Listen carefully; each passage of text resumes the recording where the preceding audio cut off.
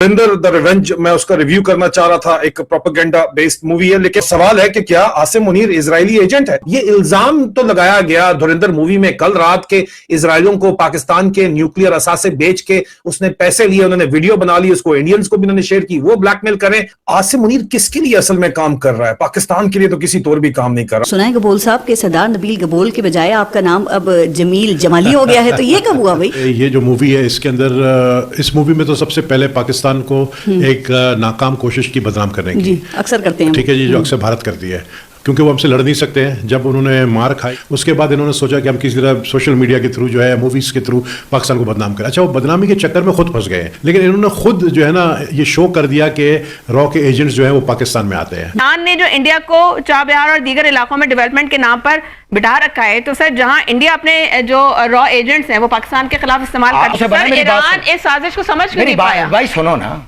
आप चले जाते ना, आप बैठ जाते बराबर तो में। सर आप सारा तेल तो स्मगल कर रहे हो वहां से अपने धंधे के लिए, सर ये वहां जाके बैठ के रिफाइनरी नहीं कंट्रोल कर सकते। आप मेरी बात सुने, सऊदी अरब ने 400 अरब डॉलर, सुनो मेरी बात, एजेंट्स की सरगर्मियों को नजरअंदाज कैसे कर सकते हैं? मेरी बात सुनो ना, एजेंट तो यहाँ पे मौजूद है। ये के इलेक्ट्रिक क्या है? तो था ना। अरे मेरी बात सुनो, के इलेक्ट्रिक क्या है जो तुम्हारा कॉपर उतार के बेच के खा गया? सारा उसके अंदर रहा का एजेंट था ना के इलेक्ट्रिक में। हमने तो 2014 में खोला था, कर लेते कार्रवाई। इतने एजेंटी का शौक है तो करके दिखाओ ना कार्रवाई। और सुनो मेरी बात, चाबहार का तो बड़ा शौक है, जरा अपनी औकात अरबियों की नजर में झांक के देखो। 400 अरब डॉलर का पूरा सरमाया फराम किया इंडिया को और तुम्हें दिए 4 अरब डॉलर, कहा कि इस्तेमाल ना करना, सूद भी दो। ये औकात है हमारी। हम जब अरब जाते हैं खुलेआम सुनते हैं हाजा पाकिस्तानी वल्ला कुल्लू।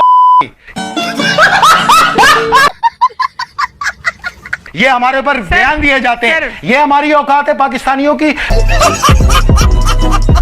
मजदूरी तुम्हें देते हैं, ब्यूरोक्रेसी सारी इंडियन को देते हैं, उसके बावजूद इश्क नहीं खत्म हो रही। ये इश्क नहीं है, ये मसला 1400 साल पुराना है। सर लेकिन मेरा सवाल वही है, मेरा भी जवाब वही है, मेरा भी जवाब वही है, क्योंकि सर अगर हम वाकयात के टाइमलाइन को देखते हैं तो सर पैटर्न वही है। आपको क्या मसला है? आप तो नहीं हो रहे। तो सर आप लोगों ने तो जिहाद के फतवे दे के और मदरसों में जाके बच्चों से जंगे लड़नी शुरू कर दी। बार बार सिक्योरिटी ब्रीच हो रहा है। क्या ब्रीच हो रहा है? High value. आपको क्या मसला? हाई वैल्यू आपका क्या लेना देना है? आपका क्या लेना देना अगर ब्रीच हो रहा है तो? सर फिर आपने शिकवा कर रहे हैं। किसने किया? हमने आपसे कब मदद मांगी?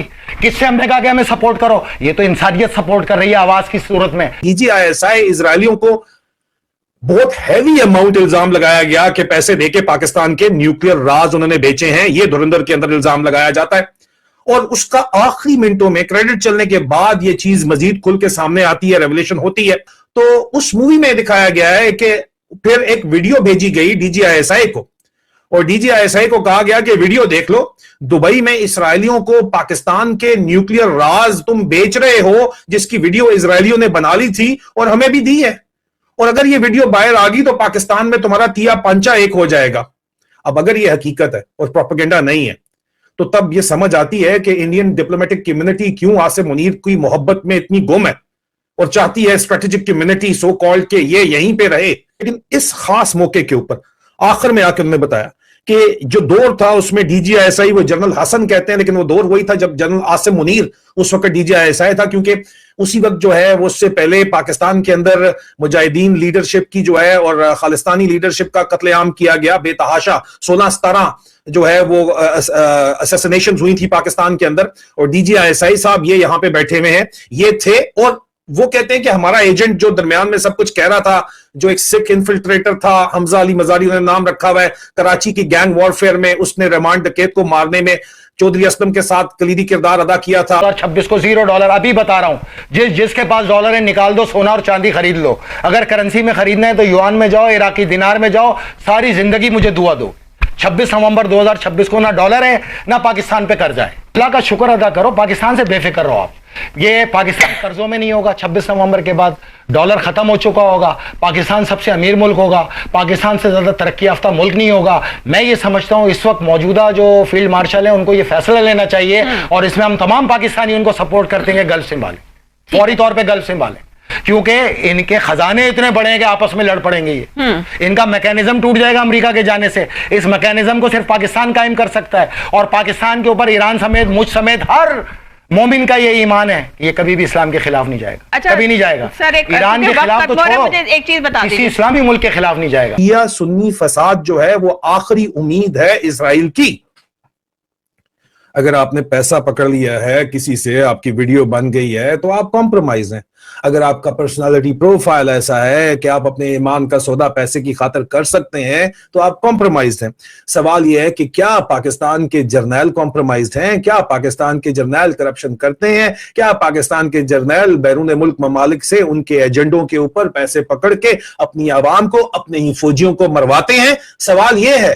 جواب ہر سوال کا ہے ہاں, ہاں اور ہاں.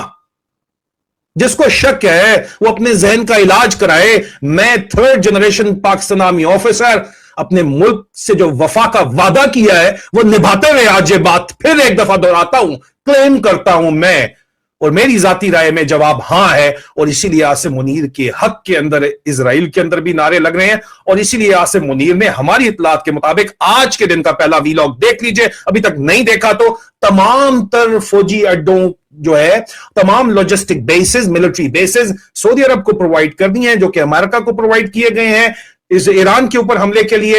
اور پاکستان میں شیعہ سنی فسادات کے لیے اب آگے چل کے قاتلانہ حملے کروانے کا الزام لگایا جا رہا ہے, پلان بنایا جا رہا ہے کہ ان کے اوپر جو ہے شیعہ حضرات کے اوپر بھی ہوں گے, تو ان کے اوپر بھی تو ہو سکتا ہے, ان کے اوپر کیوں نہیں ہو سکتا؟ تو یہ الزامات اس وقت لگائے جا رہے ہیں کھلے عام اس کے اوپر. اور یہ تمام کی تمام جو نیریٹو ہے جس میں اسرائیلی پولیس چیف شہید ہے, یہ کس کو سرو کر رہا ہے عزیزان من؟